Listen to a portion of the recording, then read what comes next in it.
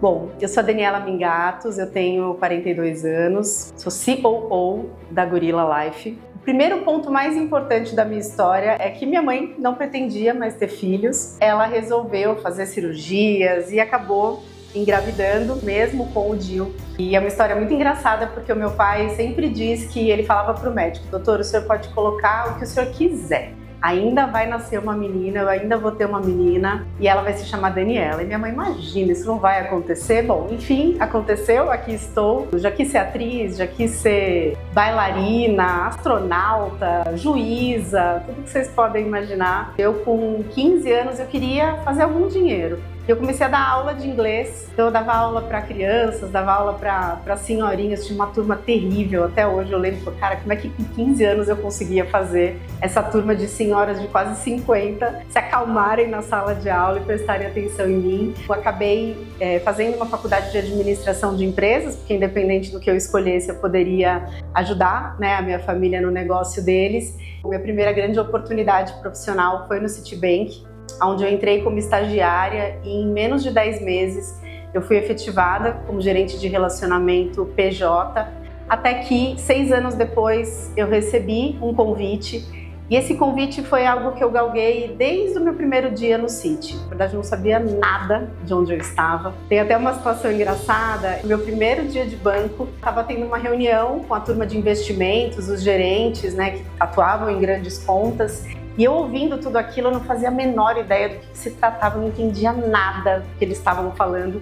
E eu me escondi no banheiro chorando e liguei pro meu namorado e falei: vem me buscar aqui, eu não faço ideia do que está acontecendo. Eu falei: eu enganei todo mundo, eu não estou preparada para estar aqui. E foi por 2 meses, todos os dias almoçar comigo no banco, porque eu só chorava. Eu não sabia o que era débito e crédito.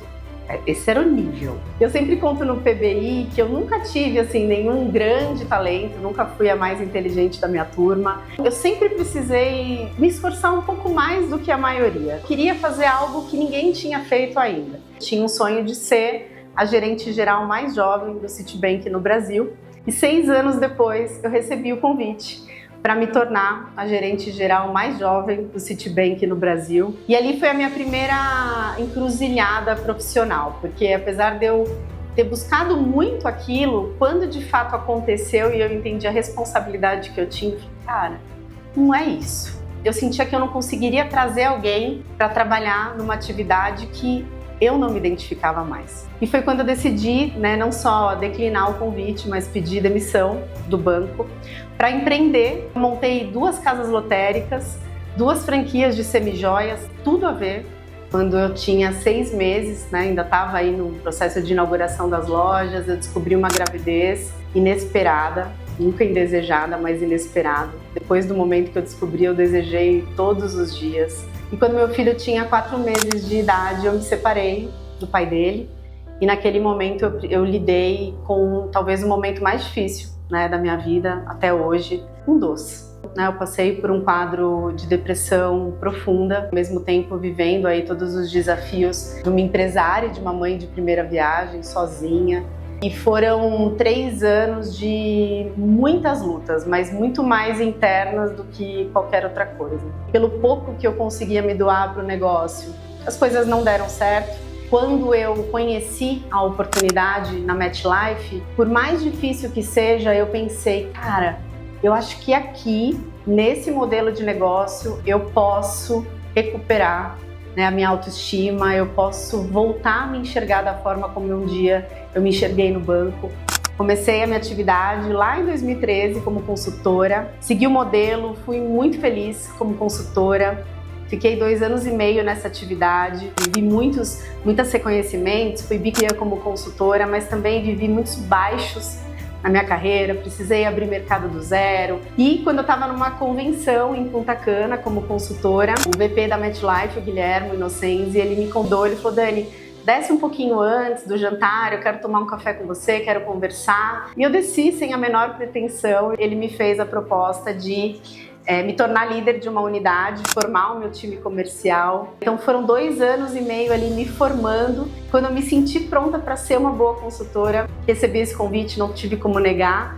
Formei um time brilhante, Nós fomos tricampeões comunidade. Em 2016, eu vi uma cena histórica que até hoje nunca mais aconteceu na MetLife. 100% do meu time entrando num avião rumo a uma convenção. Eu lembro como se fosse ontem, eu fiquei no cantinho ali observando todo aquele momento e naquele momento eu entendi que a minha maior alegria, a minha razão hoje de viver de fato, né, de fazer esse negócio todos os dias, é poder transformar a vida das pessoas. Em 2018, eu planejei uma gestação, né? Eu engravidei, eu já era casada nessa época. O Rafa chegou ao mundo em setembro de 2018. Enquanto eu estava saindo de licença, grávida de 36 semanas, eu recebi um convite do Guilhermo, novamente o Guilhermo, e ele me disse o seguinte: Dani, eu quero que você vá, eu quero que você tenha o Rafa, que você dedique 100% do seu tempo para a única pessoa que realmente precisa de você,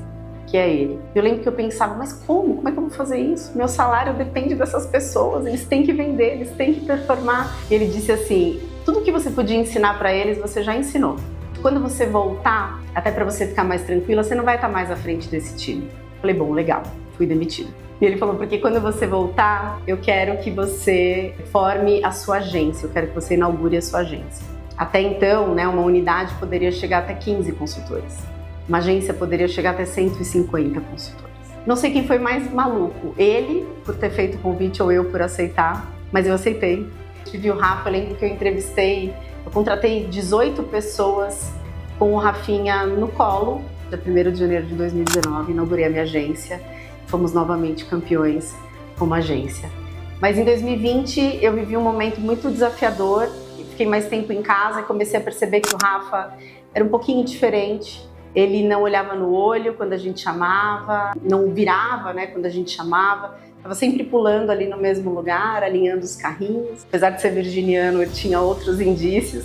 Depois de 6 meses, eu tive o diagnóstico de que o Rafa era uma criança autista. Quando a médica me deu essa notícia, ela virou para mim e falou, mãe, agora você já pode chorar. E eu falei para ela, olha, eu chorei até 1 minuto antes de entrar na sua sala. E eu chorei porque eu não sabia o que meu filho tinha. Agora eu não vou chorar.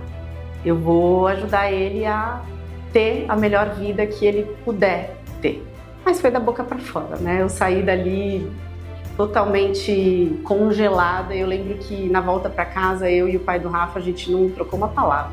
Naquele momento, eu precisei tomar uma decisão.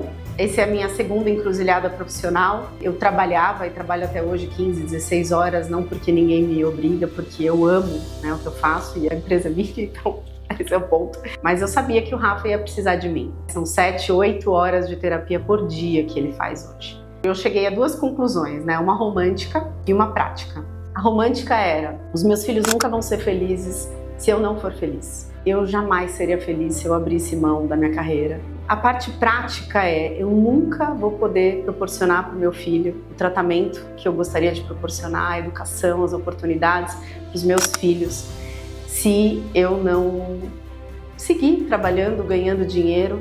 E foi quando eu tomei a decisão que eu ia seguir a minha carreira, eu seguiria, mas eu precisei de toda uma rede de apoio para poder me ajudar, né, com os meninos e graças a Deus as coisas se encaixaram muito bem.